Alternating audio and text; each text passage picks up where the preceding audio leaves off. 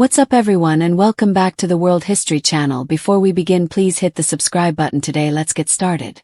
The 12 most amazing things you never knew about Teddy Roosevelt. The 26th President of the United States, Theodore Roosevelt, was more than just the man who built the Panama Canal and came up with a teddy bear. He was a ranch hand, a soldier and adventurer. Health issues plagued Teddy Roosevelt, or TR, as he was more commonly known.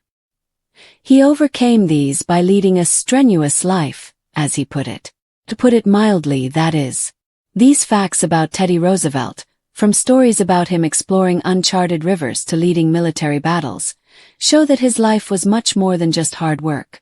He had one of the coolest lives in American history. Some of Teddy Roosevelt's cool and dramatic actions are listed below. He was ill as a child, but he overcame his illness by sheer willpower. To get air into Teddy Roosevelt's lungs when he was young and had asthma attacks, his father, Theodore Sr., would take him on carriage rides. Teddy's father gave him the famous glasses when he couldn't see a shooting target when Teddy was young. And Teddy's father told him, "You have the mind, but you do not have the body," when his illness prevented him from keeping up with other children his age. "Your body must be made." As he pursued athletics, hiking and hunting, what he later referred to as a strenuous life, Teddy's numerous health issues would soon improve. He overcame tragedy by venturing west and transforming into a cowboy. Roosevelt grieved in his own unique way after his mother and wife died on the same day. He left the city to become a cowboy in the American West. Roosevelt learned to ride, rope, and hunt while running a cattle ranch in the Dakotas on the Little Missouri River for a few years. He said that working with men who took the snob out of him made him tougher. Before returning home and running for office, he wrote a number of books on the topic while living in the West. Roosevelt wrote, "I never would have been president if it hadn't been for my experiences in North Dakota. As a deputy sheriff, he detained 3 criminals. While living in North Dakota, Roosevelt became a deputy sheriff. He once followed 3 boat thieves through a frozen river during this time. Instead of allowing them to be hanged by vigilantes, he personally brought them to Dickinson for trial. He read Tolstoy to keep himself occupied while watching them for more than 36 hours without sleeping during the journey." Roosevelt penned, "I watched over the 3 prisoners who were huddled together in a gloomy group about 20 yards away, which was just the right distance for the double-barreled buckshot." Note: the Harvard Library claims that the image presented here was staged, and it is described as a staged image of Theodore Roosevelt keeping watch over boat thieves that he, William Sewell, and Wilmot Dow captured. Sewell, Dow, and a group of men who have not been identified are posing as the thieves.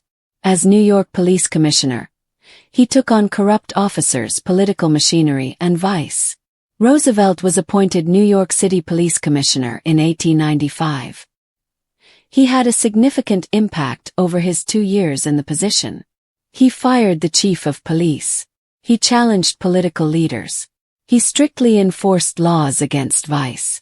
Additionally, he developed the foundation for the current police academy. In addition, Roosevelt had a habit of taking disguised walks in the middle of the night to ensure that his officers were on duty. Because of the success of his secret midnight walks, journalists began to follow him everywhere, making the walks a little less secret. Roosevelt wrote, "These midnight rambles are great fun." At the Battle of San Juan Hill, he became a hero in the war. You may already be aware that Roosevelt led the charge up Kettle Hill during the notoriously bloody Battle of San Juan Hill in the Spanish-American War while serving with the Rough Riders. However, the actual specifics are even more absurd. Roosevelt rode his only horse between the guns at the front of the advance and led it back and forth. He walked up when his horse got hurt and got stuck in barbed wire. Roosevelt commanded the Rough Riders' entire ascent of Kettle Hill. He described how his superiors did not give him any orders. "On the day of the big battle, I had to ask my men to do something that European military writers say is impossible to do.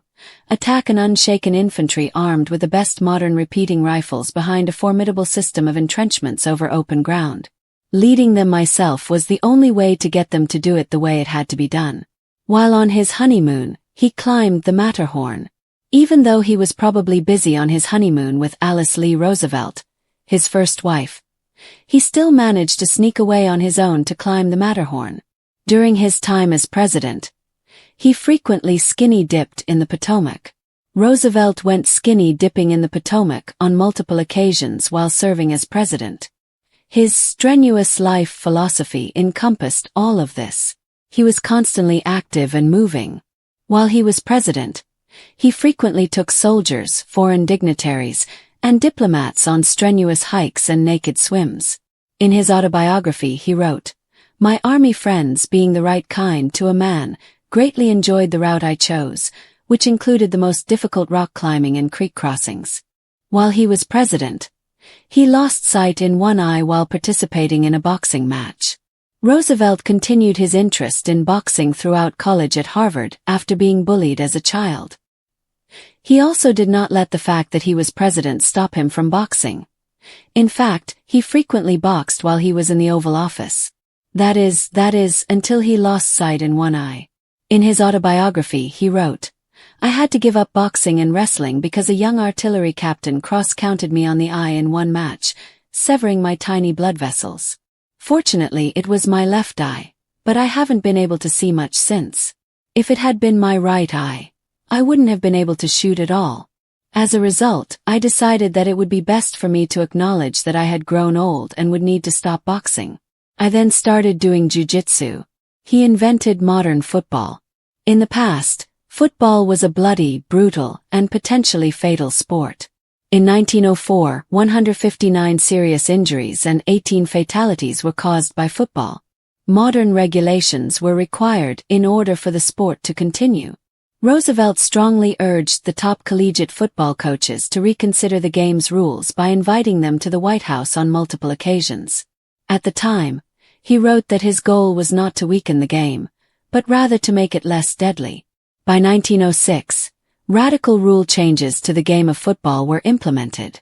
Roosevelt penned, "I believe in rough sports and games for men. As long as the assault does not result in death, I have no particular empathy for the person who suffers a lot of beatings." He immediately went big game hunting after leaving the White House. As the youngest former president in 1909, Roosevelt was prepared for his next adventure. Roosevelt therefore set off for East Africa to hunt big game just 3 weeks after Howard Taft, his successor, was sworn in. Roosevelt and his huge team collected thousands of animal and plant specimens, which were displayed at the Smithsonian Institution. They also sent live animals to the National Zoo, including leopards, lions, eagles, and vultures. His expedition after he left office lasted more than a year. He was shot, survived, and gave a speech afterwards. Roosevelt was running for president as the Bull Moose Party's candidate in 1912. His life was close to ending on the way to give a speech. From a distance of 4 or 5 feet, a man by the name of John Schrank shot Roosevelt in the chest with a Colt. .38, however, Roosevelt was able to escape because the rolled-up speech and metal eyeglass case in his jacket pocket slowed the bullet. Roosevelt insisted that they continue on to the auditorium, where he gave the speech for more than an hour, rather than the hospital. He then went to the hospital, where doctors found that the bullet was in his rib. He carried the bullet with him for the rest of his life. At the time, Roosevelt stated, "Friends, I'm going to request that you be as quiet as possible. It takes more than that to kill a bull moose, and I'm not sure if you fully comprehend that I have just been shot.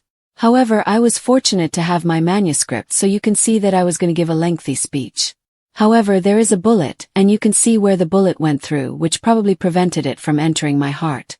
I can't make a very long speech right now because of the bullet, but I'll do my best." Exploring an unknown and dangerous river nearly cost him his life. Roosevelt went on an adventure to deal with his grief after losing his final presidential election.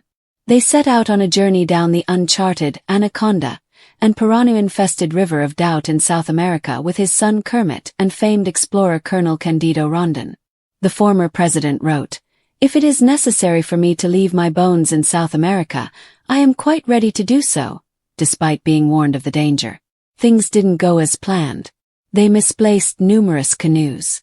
Their proximity to cannibalistic tribes was close. In the rapids, one seaman perished. A delirious crew member killed another. Roosevelt then attempted to cross the river to free two stuck canoes, cutting his leg badly. A fever was brought on by an infection brought on by his injury. He begged his son to leave him behind when he was close to death, but Kermit refused. Roosevelt successfully completed the journey, albeit with a weight loss of nearly 60 pounds.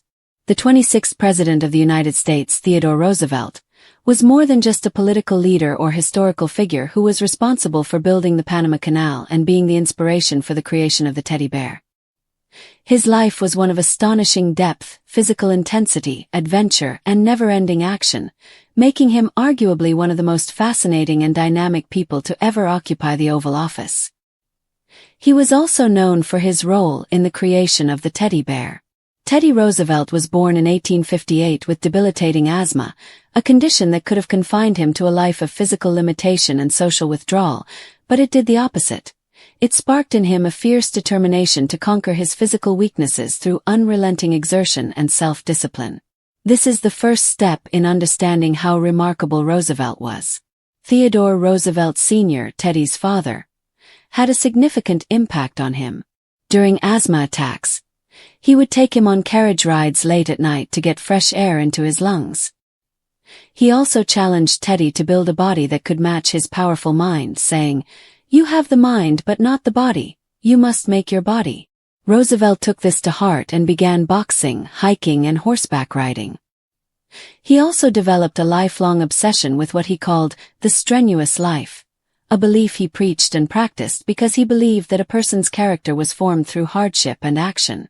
In 1884, Roosevelt's mother and his beloved first wife, Alice Hathaway Lee Roosevelt, both died within hours of each other on Valentine's Day, making it one of the most heartbreaking events of his life. Roosevelt withdrew from public life in the wake of this unimaginable double loss and traveled west to the Badlands of the Dakota Territory. There, he reinvented himself as a cowboy and rancher, a period that was both physically and emotionally taxing. He managed cattle, hunted bison, rode horses for miles across the rough terrain, and lived in a shabby cabin near the Little Missouri River. He claimed that the West took the snob out of me.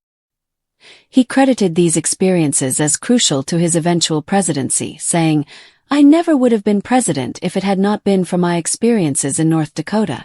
These experiences also helped him develop resilience and broadened his understanding of American life beyond the elite on the East Coast. His time as a deputy sheriff, during which he followed and captured 3 boat thieves by traveling down a freezing river for several days, stands out among the many unusual and courageous actions he took in the Badlands. Rather than allowing vigilante justice to kill them outright, Roosevelt insisted on taking them to Dickinson for a proper trial, guarding them himself for over 36 sleepless hours with a shotgun in hand, during which he entertained himself by reading Tolstoy. Roosevelt's intellectualism and rugged frontier spirit are perfectly captured in the image of him reading Russian literature while keeping an eye on criminals in the icy wilderness. Later, Roosevelt tackled corruption head-on when he was New York City Police Commissioner in the 1890s. At the time, New York City was one of the most well-known places in the country for graft. By firing incompetent officers, enforcing blue laws, and sneaky nighttime walks in disguise to ensure that his officers were on duty and performing their duties, he shocked the political machinery of the city. His commitment to reform signaled his arrival as a national political force unafraid of political backlash or entrenched interests, paving the way for the modern professional police force. Roosevelt resigned from his position as Assistant Secretary of the Navy in 1898 to establish the first United States because he saw an opportunity for military glory in the Spanish-American War. Volunteer Cavalry Regiment, famously known as the Rough Riders.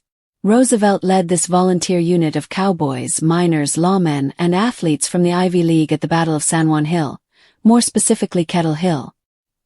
He rode up front on horseback amid bullets and barbed wire, waved his sword, and yelled orders to get his men to rush forward.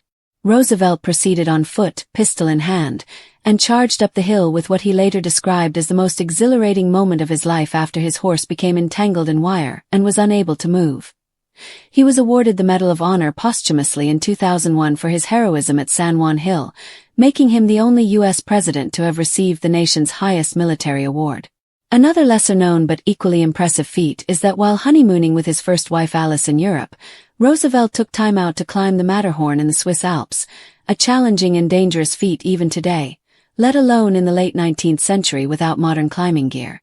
This act symbolizes how Roosevelt's notion of leisure involved pushing his physical and mental limits rather than resting or relaxing.